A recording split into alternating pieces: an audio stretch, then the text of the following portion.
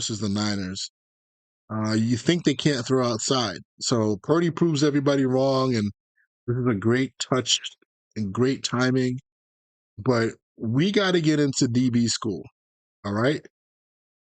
JTO has QB school. Geronimo has DB school because this is not going to fly.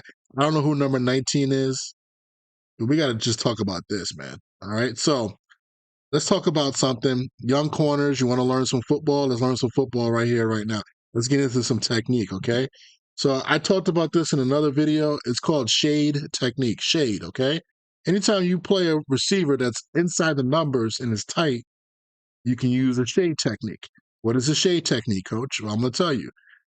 Based off his release, you pretty much know what the route is.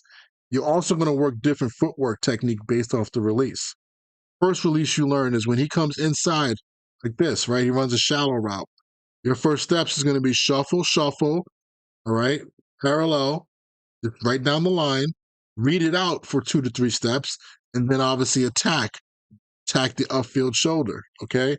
This allows you to get through all the junk that might be in the middle, all right? And you'll meet him probably about the hash mark over there, all right? That's the first release. The second release, which is popular in the NFL, is what they call spray release, where he works out at a 45-degree angle. And usually he gets to the top of the numbers. When he gets to the top of the numbers, he's going to make a move.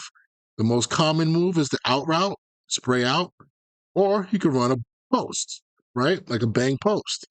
Really no other routes that come off of that. So what do you do there?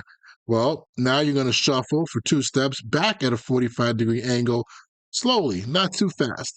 So much so that when he gets outside, you have outside leverage to start, by the way. But as he works up the field, you're going to end up being head up with him.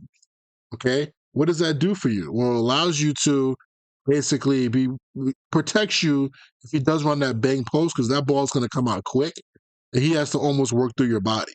It really screws up receivers, trust me.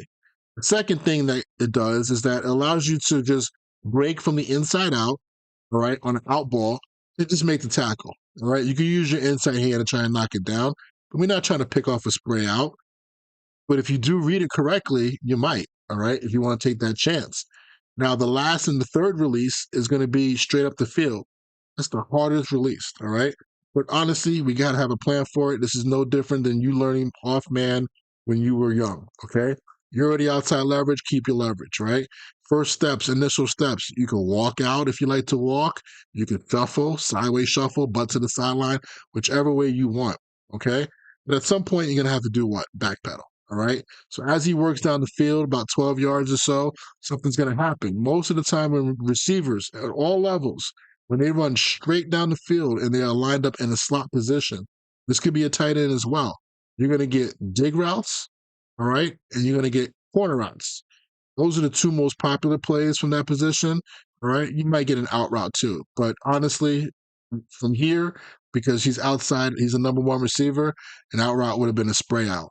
So just work back, keep your outside leverage. As he gets close, you know your leverage, you know your hip speed. Turn with them, run.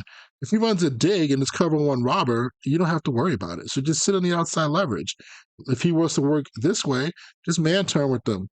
And you'll be outside of him, man turn with them. You stay on top of him as well. You could probably look back for the ball through him and look at the quarterback as well. I mean, it's easy. So it sounds easier than said than done. But if you have a plan, you'll be fine. I don't think a lot of DB coaches teach that. But, in general, he should have been fine. Now, I see the switch release, but to me, that's still the same thing. You're just running vertical down the field. Doesn't matter if you switch release, okay? He switched, but then he went straight. So now you have a plan. Look at what the DB does. Look at what this guy does. He gets square, he doesn't pedal, and he freezes and doesn't move his feet. And he almost tries to grab the guy. Like, I don't know who this guy is, I'm sorry to say, but that's not good, man. Like, look at the top. Look at the top. Look at Gilmore. You see how Gilmore's playing that? This is exactly what I'm talking about, right? He pretty much has the same release up top. Watch this guy. He's going to do a little release here. He's going to go straight. Gilmore's going to shuffle back, kind of sit back there and stay on top of him, back pedal style. You can use your hands in the NFL. They say you can't, but as long as you don't impede somebody's progress, they're not going to flag you. See Gilmore. You see how his body in position right now. His hips are turned because he knows he has to make a move.